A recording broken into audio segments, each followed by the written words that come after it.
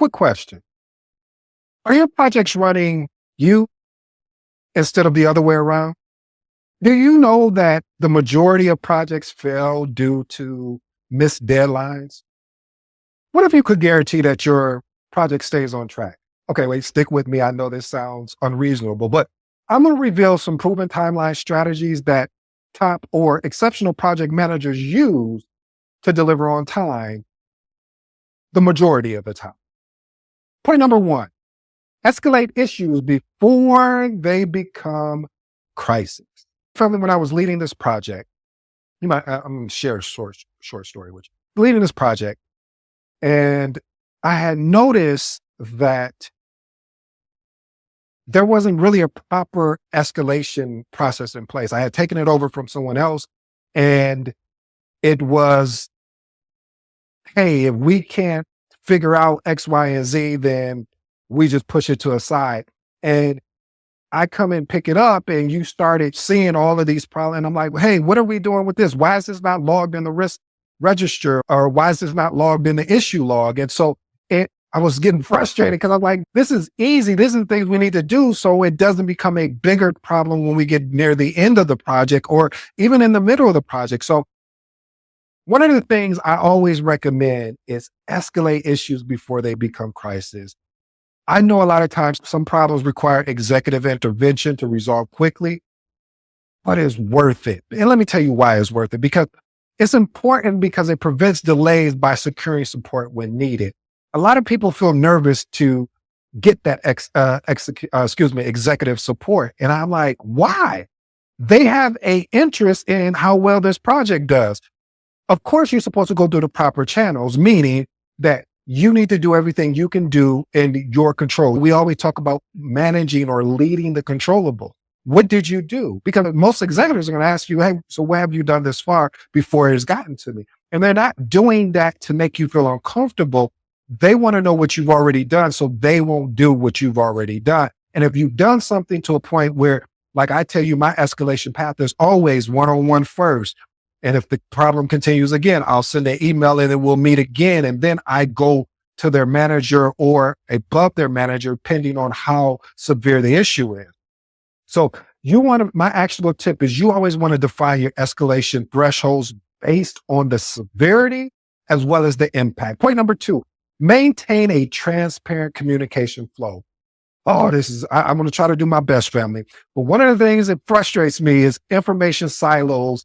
They create so much confusion and misalignment. When you have these information silos, meaning this team is not sharing information with another team, or when we get on a call as a collective group, we're not having that collaborative approach to problem solving or that collaborative approach to really finding different ways to move this project along, or even if we need to pivot. So this is important because it ensures that everyone has the latest updates so they can make informed decision. One of my actionable tips for this is use a centralized communication hub. I don't care if it's Slack, Teams, Microsoft Teams, Asana, but you want to use something that allows you for real-time updates. One of the things I would do is I would create groups. So in Microsoft Teams, you can create groups. So let's say I'm meeting with, the networking team.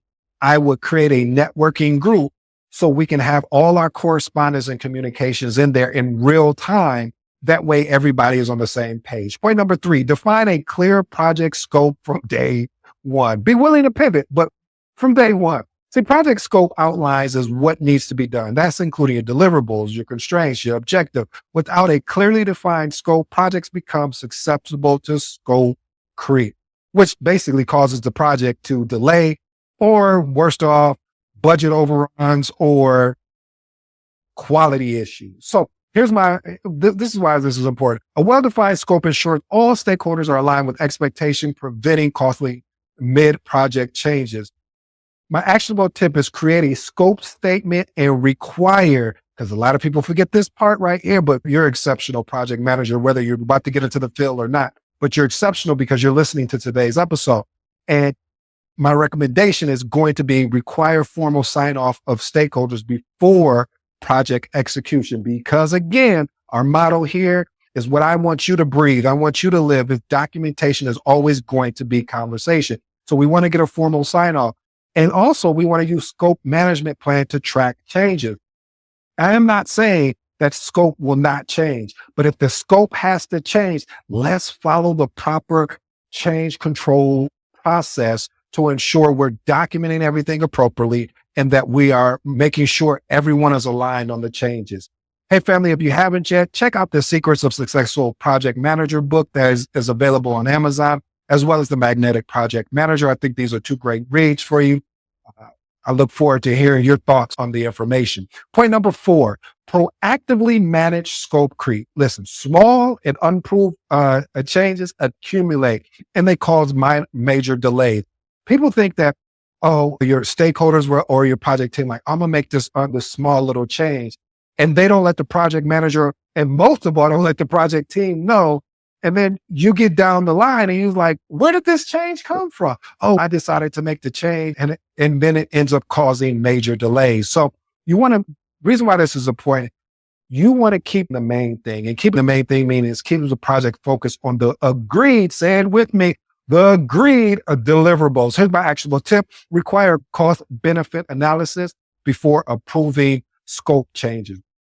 Point number 5, break down the work with a detailed work breakdown structure, or what we call a WBS. See, a work breakdown structure divides the project into smaller, manageable tasks, ensuring clarity and what needs to be done or completed. Here's why this is important, family.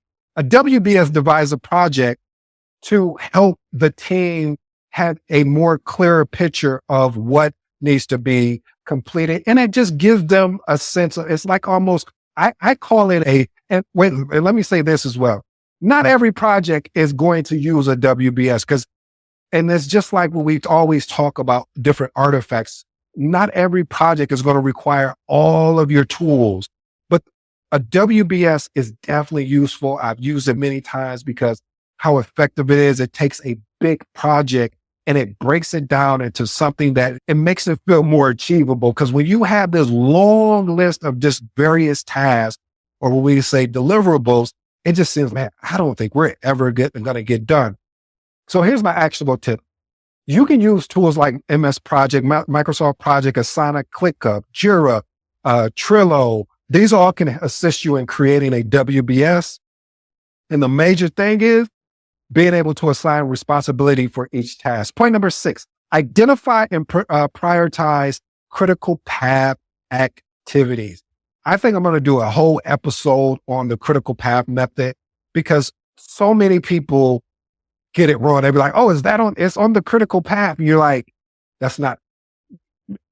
But anyway, I digress. Let me stick to what we're talking about today regarding time. But I am going to do an episode on that because it's important that you understand these different methods. Now, there are tools now. It's always been tools, but Microsoft Project is good at helping you with the critical path, as well as other tools out there. But the critical path from a very high level, it highlights the sequence of dependent tasks that determine the shortest possible completion time. It's important though, family, because if a task is on the critical path is delayed, the entire project could potentially be delayed. So monitoring ensures a timely completion. There's my actionable tip. Track critical path activities daily. Use project management softwares to adjust timely dynamics. Point number 7, one of my favorite approaches is utilizing rolling wave planning approach. See, a rolling wave planning approach allows for detailed planning of a task near the future while keeping a high level plan for later phases. This is important, family, because not all project details are available at the start. So this method ensures adaptability as the project evolves. Here's my actionable tip. Plan the first 30 or 60 days in a very detailed fashion, and then refine future tasks every 2 weeks based on new insights. Point number 8, addressing bottlenecks and removing blockers immediately. You don't understand, family, when you have this humongous project, or I'll make it more. When you have a project in general, work stoppages that are unresolved create issues which derail the timeline. This is important because you want to make sure you find fast resolutions so you can keep the workflow smooth. And when I say fast resolutions, I'm not just talking about just using anything that's not working. I'm talking about real resolution. So if that resolution didn't work, all right, let's use something else. Here's my actionable tip. Maintain a block lister list and assign owners to each issue for resolution. So we identify a blocker. We need to find somebody or somebodies that can actually work on it. And we need to hold them accountable as a project manager and say, hey, where we're at on that particular blocker, we identify on X amount a day, because it's going to help move the project along faster. Here's one of my bonuses, family. I think I got about 2 bonuses for you. So I just wanted to over deliver because the schedule is so important. And again, I'm going to do a whole training on project scheduling because I can see that there's a great opportunity out there and a need for it. Monitor task dependencies closely. Some tasks cannot start until the predecessor are completed. Why is this important? Delays in dependent tasks can halt the entire project. My actionable tip: use Gantt charts so you can visualize dependencies and adjust schedules proactively. My next bonus for you, family: manage stakeholder expectation proactively. I'm sorry that I'm laughing, but it's so funny because when you get started in this thing, I love that. I hope you fall in love with called project management. You have to be able to manage stakeholders' expectation, and you want to be as proactive and not reactive. See, stakeholders' expectation often result in last minute changes that really disrupt your whole timeline, disrupt your team, and just disrupt the progress you guys have been making. So this is important because you want to ensure smooth execution without unnecessary rework. My actionable tip is use a stakeholder engagement matrix so you can track stakeholder influence and communicate needs. Communication is going to be important. And my last and final bonus for you today, family, is set milestones to measure progress. See, milestones act as checkpoints to gauge progress and keep team accountable. This is important because milestones prevent teams from staying too far from the intended milestone by forcing them to regularly progress as the project evolves. My actionable tip: define weekly or bi-weekly milestones, or monthly or quarterly, or whatever that looks like for you, and link them to the deliverables and require a stakeholder sign off or a project team member sign off. Family, as always, I hope and I ask that you take action today. See, success in project management is not about planning. People think it is about planning, and planning has something to do with it because the whole adage is if you plan to fail, you fail to plan. However, that's just a piece of it. It's really about being proactive in execution. So if you want to consistently deliver on time, you must take action before problems spiral out of control. This is one of the reasons why I'm always talking about conflict here. I'm always talking about bottlenecks here. I'm always talking about earning the respect of your project team and your stakeholders and holding them accountable, because all of these pieces have more of an impact than anything else. I'm telling you, I've experienced it. I watched it over and over again. So here's my 3 items I want you to keep in mind. Break down the work in detailed work breakdown structures, what we call a WBS. This helps you because sometimes a project can feel overwhelming. And if you haven't broken down it enough, then the team is going to feel like there's never no end in sight. So my actionable tip is create a clear WBS. Eliminates, watch this, it's going to get good to me, confusion. It assigns responsibility, and it transforms complex projects into manageable steps.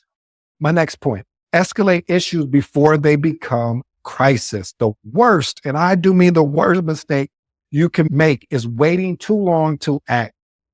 Those who wait too long to act, they will pay for it later. Every time I've seen someone wait for a mistake because they're embarrassed or they're concerned or whatever that thing is that they're dealing with, that problem turns into a bigger problem down the line that now is taking more resources. It's costing us more. We're having to adjust the schedule. So small problems ignored today become major roadblocks tomorrow.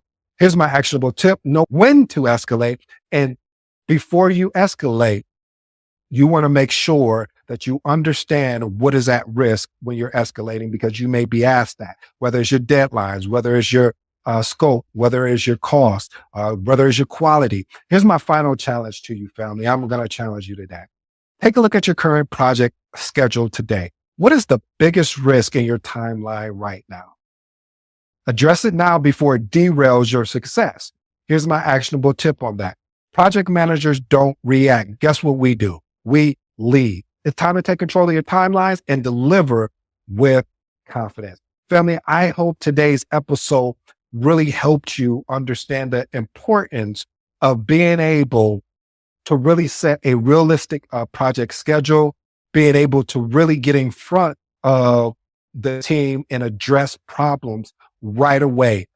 Earlier you're able to address problems, the better you're able not to only just protect the project, you're able to protect your team as well. Until next time. Oh, by the way, I go by the name ED. For all you smart and intelligent folks out there, that just simply means Ed. Until next time.